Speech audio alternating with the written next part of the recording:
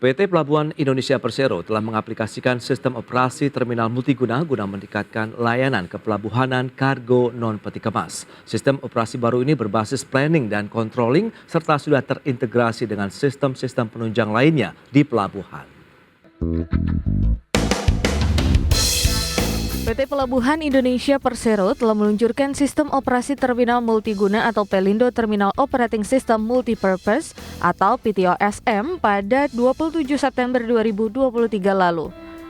Sistem operasi ini merupakan single platform aplikasi pendukung operasi untuk layanan kepelabuhan pada kargo non-peti kemas yang berbasis fungsi planning dan controlling. Saat ini, sistem operasi terminal multiguna milik Pelindo telah digunakan di 16 cabang pelabuhan di wilayah kerja Pelindo sejak akhir tahun 2022. Dan secara bertahap, Pelindo akan mengoperasikan sistem operasi tersebut pada terminal lainnya di Indonesia. PTOSM memiliki arsitektur yang terintegrasi dengan sistem-sistem lain seperti Customer Portal, sistem layanan kapal, dan sistem layanan keuangan. Selain terintegrasi, PTOSM juga memiliki fitur yang memberikan kemudahan layanan seperti online booking request, operation planning, storage inventory, serta control dan monitoring. Sementara itu, Pelindo hingga kini terus berkomitmen dalam mendorong peran pelabuhan untuk kelancaran arus barang melalui upaya mempersingkat waktu sandar atau port stay dan masa tinggal barang di pelabuhan atau cargo stay dengan standarisasi dan digitalisasi pelabuhan yang ditunjang dengan peningkatan kapabilitas sumber daya manusia yang kompeten dan profesional, sehingga diharapkan akan langsung berkontribusi terhadap penurunan biaya logistik nasional. Jakarta, Tim Liputan IDX Channel. Baik pemirsa, untuk membahas tema menarik kita hari ini, sistem operasi terminal Pelindo multiguna, kita sudah tersambung melalui Zoom bersama dengan Bapak Arief Suhartono. Beliau adalah Direktur Utama PT Pelabuhan Indonesia Persero. Selamat pagi Pak Arief. Selamat pagi Pak Prasetyo. Ya, salam sehat Pak Arief. Salam sehat, sehat selalu. Baik, terima kasih atas waktu yang disempatkan. Kita akan review terlebih dahulu ini bagaimana kinerja pelayanan, produktivitas dari kepelabuhanan sendiri yang berada di operasional dari Pelindo sendiri seperti apa ini, Pak Arief, silakan. Oke, kalau kami sampaikan terkait dengan kinerja Pelindo, kita lihat di tahun 2022, 2021 dan 2020. Kalau kita lihat 2021 memang tumbuhnya cukup banyak ya. Kalau kita lihat peti kemas sebelumnya 15 juta menjadi 17 juta di tahun 2021. Tetapi di 2022 meskipun tumbuh tapi masih sedikit, kayaknya di bawah 1%. Terus untuk yang non peti kemas ini agak besar, di tahun 2020 sekitar 133 juta dan di tahun 2021 148 juta dan di tahun 2022 160 juta. Ada peningkatan. Kira-kira seperti itu kalau dari sisi volume, apa yang ditangani oleh Pelindo baik peti kemas maupun non peti kemas di tahun 2021 sampai dengan tahun 2022. Baik, dan Pelindo baru saja meluncurkan sistem operasi multiguna ini, Pak Arief. Mungkin bisa dijelaskan juga kepada pemirsa, seperti apa sih mekanisme kerja dari sistem operasi baru ini, kemudian nanti seperti apa juga kemudahan-kemudahan ataupun ya kita tahulah sebagai banyak pengguna begitu dari kepelabuhanan akan merasakan manfaat dari sistem baru ini. Jadi kalau saya bilang bahwa namanya aplikasi ini, platform ini adalah salah satu dari platform front end. Oke. Jadi kita sebut kalau kapal datang itu adalah pre-berthing, berthing dan post-berthing. Nah, yang untuk aplikasi ini adalah aplikasi terminal, di mana kita sebelumnya sudah menggunakan namanya operating system untuk terminal peti kemas yang kita sebut dengan Nusantara, ya. Dan ini adalah untuk yang non peti kemas. Pada prinsipnya adalah untuk memastikan bahwa cargo stay sama port stay dapat kita kontrol. Tentunya pada saat kita ingin mendapatkan port stay yang bagus, yang pendek, tentunya flow of good dan flow of dokumen harus kita kendalikan. Dan di sini adalah operasional berbasis planning and control. Artinya sebelum mulai kegiatan kita harus mempersiapkan resources yang dibutuhkan. Contoh dermaga, yang kedua adalah people, yang ketiga adalah peralatan, yang keempat adalah gudang. Yang kelima adalah bagaimana kita mengkomunikasikan dan pihak eksternal, seperti gudang eksternal, dan truk eksternal. Kira-kira seperti itu, basicnya itu adalah bagaimana untuk make sure bahwa operasional berjalan dengan baik dan tentunya mencapai produktivitas yang kita harapkan. Yang ujung-ujungnya adalah post stay dan cargo stay dapat kita kendalikan. Oke. Kira-kira gitu. Baik, tadi sudah disampaikan juga begitu di awal dari paket pengantar bahwa memang sudah diterapkan di beberapa pelabuhan sebelumnya dan efektivitas dan bagaimana juga efisiensi yang dihasilkan dengan adanya sistem operasi ini seperti apa ini? Jadi gini, mungkin sebelum kita bicara yang non peti kemas, Ya. kita peti kemas. Peti kemas itu adalah di beberapa pelabuhan itu terjadi perpendekan waktu singgah kapal. Oke. Itu bisa sampai 50%. Contoh yang tadinya itu 2 hari menjadi 1 hari, mungkin 2,5 hari menjadi 2 hari. Ini tergantung maturity dari masing-masing. Ya. Demikian juga untuk yang non peti kemas. Tentunya ini secara bertahap mereka waktu tunggunya itu waktu operasional itu akan berkurang karena kecepatannya tinggi. Dan ini ada yang 10%, ada yang 20%, itu tergantung maturity dari masing-masing terminal. Baik, dan kalau kita lihat dengan penerapan dari operasi ataupun sistem operasi ini begitu dasar dan apakah kaitannya dengan layanan-layanan digital begitu yang ditawarkan juga kepada konsumen ataupun pelanggan begitu Pak Arief? Jadi kalau di pelabuhan secara umum ya, ini pada saat kapal datang, ini berkomunikasi dengan Inaport.net milik perhubungan. Selanjutnya itu berkomunikasi dengan Pinisi, yaitu aplikasi Marine Service. Selanjutnya di operasional terminal. Dan ini adalah menjadi bagian dari digitalisasi yang dilakukan di lingkungan pelabuhan. Yang pada ujungnya itulah tadi saya sampaikan untuk memastikan bahwa post stay dan cargo stay dapat bisa lebih bagus. Oke. Dan untuk mekanisme pelaksanaan sendiri apakah nanti pengguna harus mendownload aplikasi ini kemudian mereka langsung mengikuti saja arahan-arahan yang ada di dalam aplikasi atau bagaimana? Mengingat ini tadi ada planning dan controlling begitu ya. Itu web based. Oke. Web based itu aplikasi berbasis web. Jadi gampang sekali bagi pengguna jasa. Baik, dan sejauh ini Pak, kalau kita lihat ini kan sudah ada beberapa yang sudah menerapkan. Kemudian adakah evaluasi yang sudah dilakukan ini Pak Arief sejauh ini ya? Jadi tentunya namanya evaluasi itu adalah suatu never ending story. Bagaimana kita melakukan improvement terus-menerus yang pada akhirnya ujungnya adalah perpendek post stay sama cargo stay. Iya. Jadi ini akan kita lakukan terus-menerus dan ini kan faktornya kan ada infrastruktur, ada suprastruktur, ada proses, ada people, dan yang terpenting juga adalah bagaimana kita itu berkolaborasi dengan eksternal. Misalnya pada saat operasional dan ini ada beberapa kargo yang katakanlah langsung keluar, pastikan gudang juga beroperasi penuh secara 24 jam. Karena pelabuhan Pelindo itu menerapkan operasional 24/7. Bagaimana mungkin apabila kita terapkan 24/7 dan akan optimal apabila pihak eksternal tidak 24/7. Ini juga tentunya komunikasi dan bagaimana kita melakukan improvement tidak hanya dari sisi pelabuhan, tapi juga dari sisi eksternal harus kita komunikasikan untuk mencapai common goal, yaitu bagaimana perpendek post stay sama cargo stay. Baik, memang kalau kita upaya mengejar sistem logistik nasional kita supaya bisa lebih tadi efisiensi, kemudian efektivitas dan juga harga ataupun biaya logistik ini, apakah ini bisa menjadi bagian dari upaya nasional tersebut? Tahan dulu sebentar jawabannya Pak Arief, kita akan jeda sebentar. Dan pemirsa, kami akan segera kembali usai pariwara berikut ini. Ya, terima kasih Anda masih bergabung bersama kami dalam Market Review. Pemirsa, berikut ini kami sampaikan sejumlah data terkait dengan pengelolaan pelabuhan yang berada di PT Pelindo. Ya, data selengkapnya bisa Anda saksikan di layar televisi Anda. Untuk wilayah 1, ada pelabuhan Ulelep di Kota Banda Aceh, kemudian Belawan, Kota Medan, Internasional Container Terminal, ini juga berada di Belawan, kemudian ada pelabuhan Pekanbaru, pelabuhan Jambi, dan pelabuhan Batam. Ini untuk wilayah 1. Kemudian kita lihat pengelolaan pelabuhan wilayah 2, itu mana saja, ada pelabuhan Teluk Bayur, Kota Padang, kemudian pelabuhan Palembang, pelabuhan Pangkal Balam, pelabuhan Tanjung Pandan, kemudian pelabuhan Panjang Kota di Bandar Lampung, pelabuhan Banten, Kota Cilegon, kemudian pelabuhan Tanjung Priuk, kemudian Jakarta International Container Terminal, pelabuhan Sunda Kelapa, dan pelabuhan Dwi Kora di Kota Pontianak.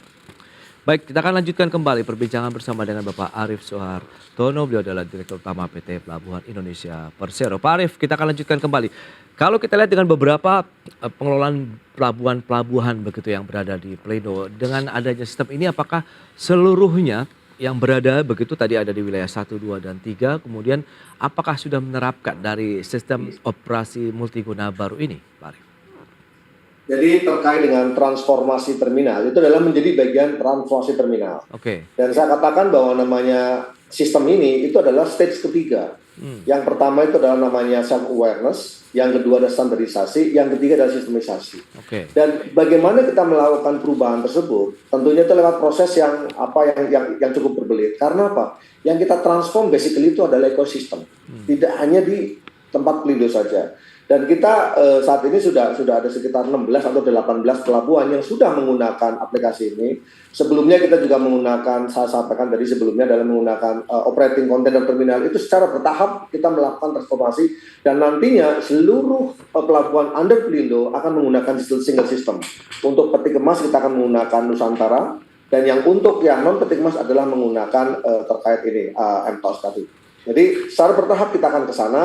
Dan prosesnya itu untuk mentransform itu tergantung maturity. Ada yang cepat itu artinya minimal sekitar 3-4 bulan. Itu sudah cepat banget. Kalau yang masih maturity-nya masih rendah banget, itu bisa sampai mungkin sekitar 8-9 bulan. Karena harus kita betulin terkait dengan proses dulu, fasilitasnya seperti apa. Jadi ini adalah tergantung dari kondisi maturity masing-masing. Makanya kalau kita bilang terkait dengan perubahannya bagaimana, ini tergantung. Ada yang turun katakanlah mungkin 10%, tapi ada yang 50%. Contoh misalnya, ini ada data di Tanjung Perak, di Jamrud, di Nilam, di Mira. Ini port stay-nya sebelumnya 6 hari menjadi 3 hari. Artinya ada produktivitas yang meningkat demikian dahsyat. Tanjung Wangi dari 3 hari menjadi 2,8. Ini tidak terlalu banyak turunnya. Mungkin juga maturity-nya, mungkin juga terkait dengan faktor-faktor yang lain. Dari Teluk Bayur dari 2 hari menjadi 1 hari. Ini adalah productivity yang berubah pasca penggunaan seperti itu. Karena apa? Visibility atas resources yang digunakan itu pantau terus. Jadi ibaratnya pada saat operasi, maka kapal itu akan dilakukan pemantauan atas faktor-faktor tersebut. Ada dermaga, ada alat, ada people, dan ada juga fasilitas-fasilitas lainnya itu dikontrol terus. Mungkin pada saat perencanaan awal ditaruh seperti ini resource-nya, tapi pada saat during operation ternyata ada perubahan-perubahan, ada kendala-kendala, dan itu harus dilakukan adjustment untuk memastikan bahwa proses bisa berjalan dengan baik. Kira-kira begitu, Pak. Untuk kapalnya sendiri, begitu pada saat menggunakan aplikasi ataupun sistem operasi baru ini, mereka sendiri akan langsung mengikuti arahan-arahan yang disampaikan begitu oleh pihak kepelabuhanan atau bagaimana sih sebenarnya Pak Arief? Jadi sebenarnya gini, pada saat itu sudah operasi terminal. Operasi terminal. Yang penting bahwa terkait kalau misalnya bongkar tentunya itu fungsi darat yang jauh lebih banyak berkontribusi. Komunikasi di barat, resources yang digunakan untuk kegiatan darat itulah yang sebenarnya lebih banyak berperan. Tapi tentunya itu juga komunikasi dengan chief dari kapal itu juga perlu lakukan untuk memastikan bahwa faktor safety, faktor lain sebagainya juga tetap berjalan. Artinya komunikasi kita dengan kapal itu pasti selalu dilakukan pada saat operasi. Dan terbukti efektif kalau Anda katakan begitu Pak Arief untuk bisa mengurangi tadi bagaimana waktu tunggu kapal, kemudian waktu bagaimana mereka melakukan bongkar muat, dan sejauh ini sudah berapa banyak pelabuhan yang sudah menerapkan sistem operasi multiguna ini Pak Arief? Jadi sekali lagi, saya ulangi lagi terkait dengan waktu tunggu itu agak beda. Karena ini kan sudah operation di terminal. Jadi pre-berthing, berthing, post-berthing. Ini ada di berthing operation. Nah, saat ini untuk penggunaan aplikasi non-peti kemas ini itu ada sekitar 18-an. 18 sudah menggunakan. Kita secara gradual akan kita kembangkan terus. Karena resource-nya juga cukup terbatas. Nah itu dia, kalau kita bicara mengenai tantangannya sendiri pada saat kita akan menerapkan sistem operasi multiguna ini, bottleneck-nya di bagian yang mana nih kalau kita melihat karakteristik masing-masing pelabuhan yang ada di bawah Pelindo begitu Pak Arief? Jadi satu adalah infrastruktur dasar yang mungkin berbeda-beda antar pelabuhan itu berbeda-beda. Tentunya karena lagi-lagi ini adalah telur sama ayam. Ibaratnya kalau kita mempunyai fasilitas yang sophisticated tapi kargonya juga rendah, kita juga agak sedikit harus kita mencari titik yang paling optimal. Jadi ada pertama masalah itu. Yang kedua adalah masalah gap capability. Tapi itu dilakukan dengan training, dilakukan dengan crossing dari resources, itu bisa dilakukan. Tapi intinya bahwa kita bisa dilakukan, tapi lagi-lagi maturity-nya itulah akan yang akan menentukan berapa cepat dilakukan transformasi. Semakin mature satu terminal maka akan semakin cepat. Tapi kalau misalnya kondisi existing, katakanlah infrastruktur juga terbatas, itu butuh waktu.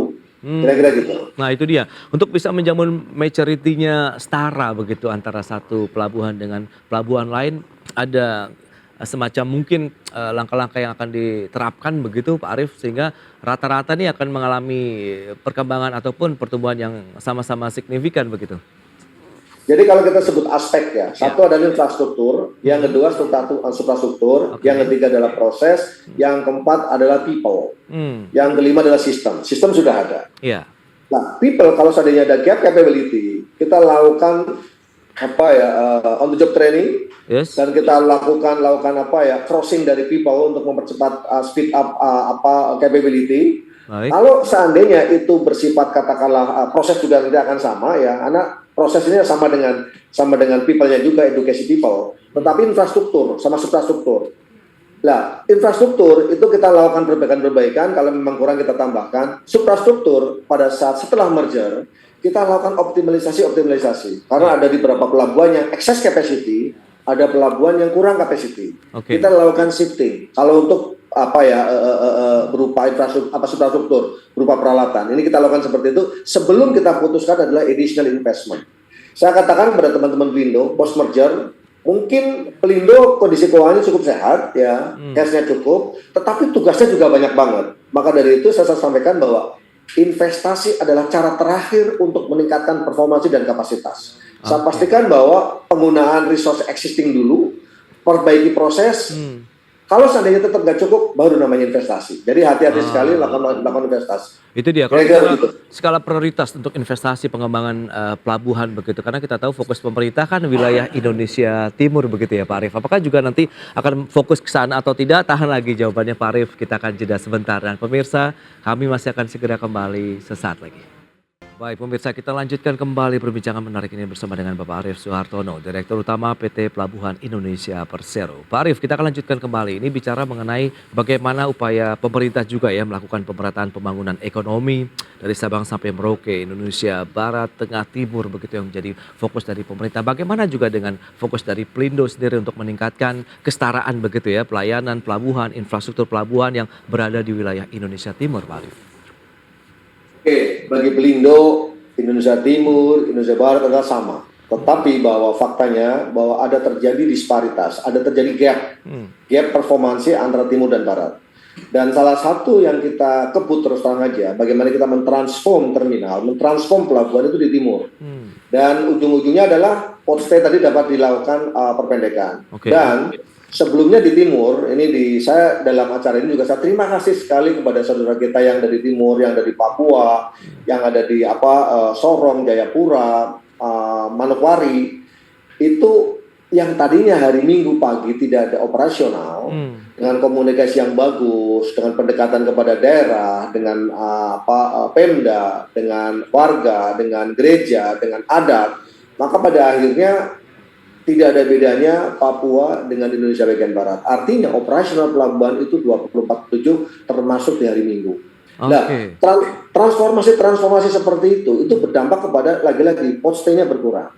Saya sebut Sorong, saya sebut Jayapura. Ini untuk yang peti kemas itu sudah terjadi perubahan-perubahan seperti itu. Sekali lagi bahwa kita bagaimana kita mengedukasi teman-teman yang di Timur, itu kita lakukan, dan bagaimana mereka kita bawa ke Barat untuk melakukan perubahan-perubahan. Dan pada akhirnya mereka bisa. Pada saat awal-awalnya mungkin agak sedikit sulit, dan saat ini saya sebut untuk yang peti kemas, nanti juga non peti kemas, seluruh Pelindo akan menggunakan sistem yang sama. Artinya teman-teman dari Sorong, teman-teman dari Jayapura, misalnya akan saya pindahkan ke Jakarta, maka dia akan menghadapi satu platform yang sama.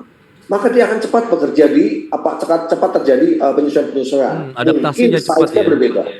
Ya, mungkin size-nya berbeda. Karena apa? Katakanlah ini kapal yang di Jayapura mungkin cuma bongkar muatnya 600, tapi di Jakarta katakanlah 3000. Tentunya prosesnya sama, tetapi kompleksitasnya agak sedikit berbeda. Dan ini hanya membutuhkan satu pelatihan-pelatihannya tidak begitu lama. Dan ini adalah kita lakukan seperti itu. Jadi seluruh Indonesia secara bertahap akan menggunakan operating system untuk peti kemas dan non peti kemas yang sama. Jadi Kira-kira seperti itu, Mas. Ya, dan kita tahu sesaat lagi kita juga akan ada libur Natal dan Tahun Baru nih. Persiapan dari teman-teman Pelindo sendiri seperti apa begitu untuk bagaimana ini kan ada arus barang, kemudian orang yang bepergian juga nih tentunya menggunakan transportasi laut, Pak Arief. Jadi kalau Pelindo itu adalah sebagai penyedia fasilitas terminal untuk penumpang, Ya. seperti itu. Dan di sini modalnya adalah menggunakan kapal laut milik teman-teman Pelni. Tapi bagaimana kita berkolaborasi dengan mereka untuk memastikan kelancaran pada saat lebaran tersebut. Seperti tahun lalu, kita berkoordinasi luar biasa dengan Kementerian Perhubungan yang dimiliki oleh Pak Menteri. Bagaimana kita memecahkan permasalahan di penyeberangan yang utama adalah dari Jawa ke Sumatera. Bagaimana kita memecah traffic yang Merak Bakauheni yang tadinya itu menjadi nightmare yang harus nunggu 2-3 hari antrian sekian kilometer. Bagaimana kita berkolaborasi dengan mereka, kita menggunakan pelabuhan Ciwandan dan pelabuhan Panjang untuk mendukung kegiatan tersebut. Yang pada akhirnya mungkin teman-teman ketahui bahwa tahun lalu tidak ada permasalahan berarti di penyeberangan Jawa Sumatera. Ini adalah bagaimana kita berkomunikasi dengan mereka dan cara kita mengkomunikasikan untuk memastikan bahwa kegiatan di lapangan berjalan dengan bagus, efektif mungkin, sama dengan barang, perpendek kapal di pelabuhan. Bagaimana kita melakukan manajemen penumpang datang dan penumpang masuk ke pelabuhan, penumpang masuk ke kapal seefektif mungkin yang pada akhirnya kecepatan bongkar muat dapat kita lakukan dan pada akhirnya kelancaran bisa kita nikmati bersama. Sekali lagi bukti bahwa apa yang kita lakukan berkomunikasi tentunya dipimpin oleh Pak Menteri Perhubungan, bagaimana kolaborasi antara Pelindo, antara Pelni dan ASDP yang dipimpin oleh Perhubungan bisa menghasilkan suatu sinergi yang luar biasa yang pada akhirnya Jawa Sumatera tahun lalu lebaran luar biasa. Baik. Pak Arief, terakhir optimisme Anda terkait dengan penerapan dari sistem operasi multiguna Pelindo baru ini ke depan akan seperti apa? Mohon dukungan bahwa penerapan ini membutuhkan proses dan biasanya pada saat kita melakukan transformasi itu tidak langsung dari sini langsung naik, tapi biasanya ada declining sedikit. Dan tolong dipahami dan itu dari satu proses. Dan kita berharap bahwa secara bertahap seluruh pelabuhan under Pelindo akan menggunakan single system, akan menggunakan proses yang sama sehingga komunikasi antara Pelindo dan customer itu akan jauh lebih bagus. Yang pada akhirnya memperlancar arus barang. Demikian Pak Prasetyo. Pak Arief, terima kasih banyak atas waktu dan sharing yang sudah Anda sampaikan kepada pemirsa. Maju terus Pak untuk Pelindo dalam bagaimana melayani masyarakat begitu ya, baik dari sisi arus orang, manusia dan juga barang dari Sabang sampai Merauke. Sampai berjumpa lagi Pak Arief, terima kasih banyak. Terima kasih Pak Prasetyo, selamat pagi. Selamat pagi.